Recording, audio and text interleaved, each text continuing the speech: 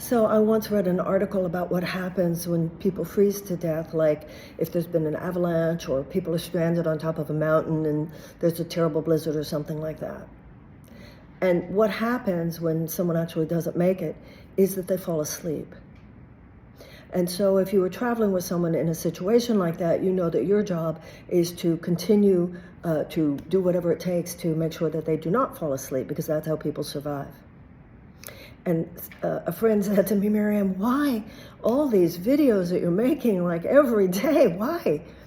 And I said, it's because I think each of us have a responsibility to the best of our ability to not let friends fall asleep.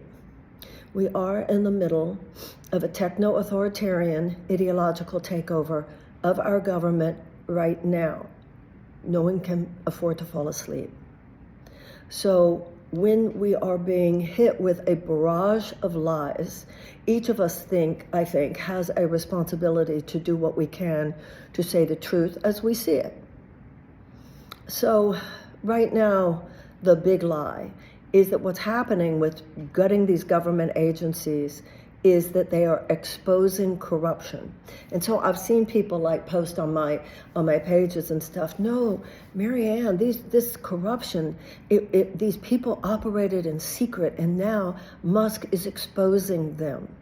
So let's talk.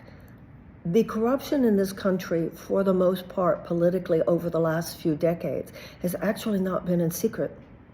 It hasn't been even that covert. It's pretty overt, but when you have a population that doesn't retain its vigilance and thinks, well, I'll just vote every 2 years or I'll just vote every 4 years, rather than being on top of this stuff all the time, this is what happens.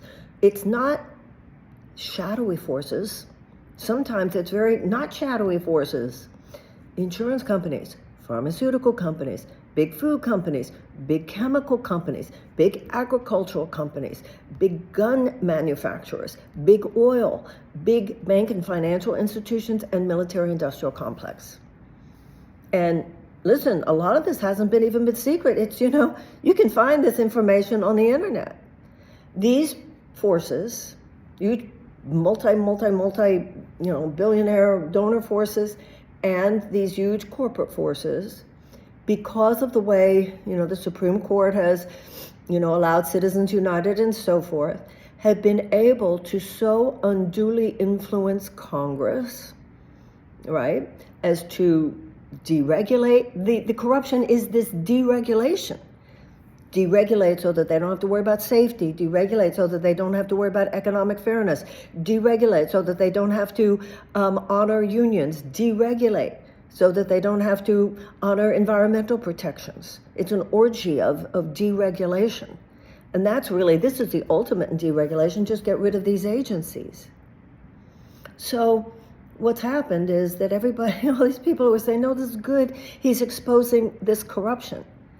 But there had been, I saw something on NBC the other day or yesterday, whenever it was, the lies that Musk is telling about some of the things that are going on. Yeah, there are things that are going on in a lot of these agencies that probably shouldn't go on. That's why there are, or were, this job called inspectors general. There were 18 of them who Trump just summarily fired. That was their job, to oversee, to have oversight, to make sure that corruption and stuff was not happening. So the first thing you would do if you really wanted to tackle that was to work with them, not to fire them.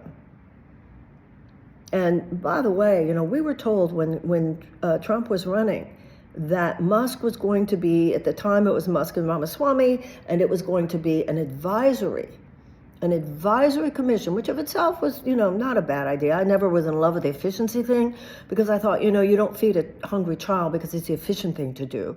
You feed a hungry child because it's the right thing to do. We were told that they were going to make recommendations, not that they were just going to come in like, I did a thing on my Substack the other day called Scapegoat of the Hour. And one of the people working in one of these agencies said it felt like a military invasion. These guys just come into an agency, they get rid of the people who are running it, say you have to go into another section. The way they're scaring the federal workforce, there's always a scapegoat. How the federal workforce became the enemy. Anyway, I've talked about a lot of that and will continue to, but I just wanted to make that point today. They're not, when you say they're exposing corruption, Consumer Financial Protection Bureau, yeah, they're saving us money. $700 million of taxpayer money has been saved. Well, hello, $21 billion of fraud and abuse financially had been returned to the American people by that agency. Those agencies are not your enemy. Those agencies, far more than that, are your friends. Are there things, there's some legitimate conversation about Department of Education. Absolutely. Then let's have that legitimate conversation. But to just come wipe the whole thing out. Every time you're doing that, you're getting rid of agencies and you're getting rid of programs and grants that really affect people. And people are starting to figure this out. The farmers are definitely figuring this out because 41% of all the food that was given to the poor and hungry in this country via USAID came from American farmers, and all of those grants have been frozen, and they are noticing. Don't fall asleep. No matter what, don't fall asleep. So I want to mention a few things. Make sure you're on my Substack if you're not already. If you want to see the various things that I'm posting. I'm reading right now Strong Men by Ruth Ben-Ghiat, How They Rise, How They Succeed, and How They Fall. I read a really good one called How Democracies Die, Anything, also by Tim Snyder. And there was a really good podcast that Kara Swisher did the other day that I also put on my Substack with Ann Applebaum and Owen Someone. Educate yourself. That's a large part of the whole principle of political nonviolence. You've got to educate yourself. Those people are very shrewd, and there's some big lies out there, so you've got to educate yourself. I'm one of many, many, many, many people who are just putting out little bits of information. So I hope that it's helpful to you. And also now you put out little bits of information in your own relationships, in your own social media channels and so forth. And settle in, We're not going to let it stand, but nobody's expecting this to be over tomorrow. Okay, thank you. And despite it all, try to have a beautiful day.